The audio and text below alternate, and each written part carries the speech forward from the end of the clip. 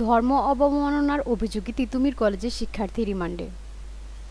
ধর্ম অবমাননার অভিযোগে করা মামলায় জিজ্ঞাসাবাদের জন্য সরকারি তিতুমির কলেজের শিক্ষার্থী বিশ্বজিৎ চন্দ্র বর্মনকে 2 দিনের জন্য রিমান্ড মঞ্জুর করেছেন আদালত। আজ সোমবার ঢাকার অতিরিক্ত চিফ মেট্রোপলিটন ম্যাজিস্ট্রেট মোহাম্মদ শেফাতুল্লাহ এর রিমান্ড মঞ্জুর করেন। আদালত সূত্রে জানা গেছে, রিমান্ড শুনানির জন্য বিশ্বজিৎকে কারাগার থেকে আদালতে হাজির করা হয়। মামলা তদন্ত কর্মকর্তা বনানী থেকে উপপরিদর্শক কামাল হোসেন তাকে জিজ্ঞাসাবাদের জন্য 5 দিনের রিমান্ড আবেদন করেন। রাষ্ট্রপক্ষ রিমান্ডের পক্ষে শুনানি করে। আসামিপক্ষের আইনজীবী রিমান্ড বাতিল চেয়ে জামিন চেয়ে আবেদন করেন। শুনানি নিয়ে বিচারক 2 দিনের রিমান্ড মঞ্জুর করেন। শুনানিতে আসামির পক্ষের আইনজীবী গুলজার হোসেন বলেন, প্রেমঘটিত বিষয় নিয়ে আসামির সঙ্গে বিরোধ থাকায় বাদী তার বিরুদ্ধে এ মামলা করেছেন। মামলার অভিযোগ মিথ্যা।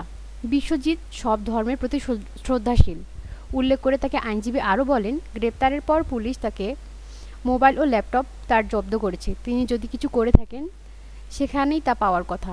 নতুন করে রিমান্ডে নেওয়ার প্রয়োজন নেই।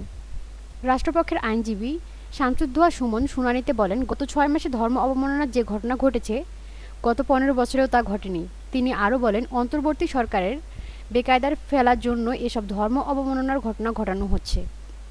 মামলার এজলাস সূত্রে জানা যায়, গত 26 নভেম্বর ধর্ম অবমাননার অভিযোগ তুলে বিশ্বজিৎকে মারধরের পর পুলিশের কাছে তুলে দেন তিতুমির কলেজের একদল শিক্ষার্থী।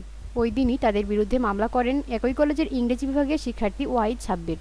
মামলার অভিযোগে বলা হয়, ফারিয়া আক্তার নামে একটি ফেসবুক আইডি থেকে গত 22 নভেম্বর মহানবীকে নিয়ে কটূক্তি করা হয়।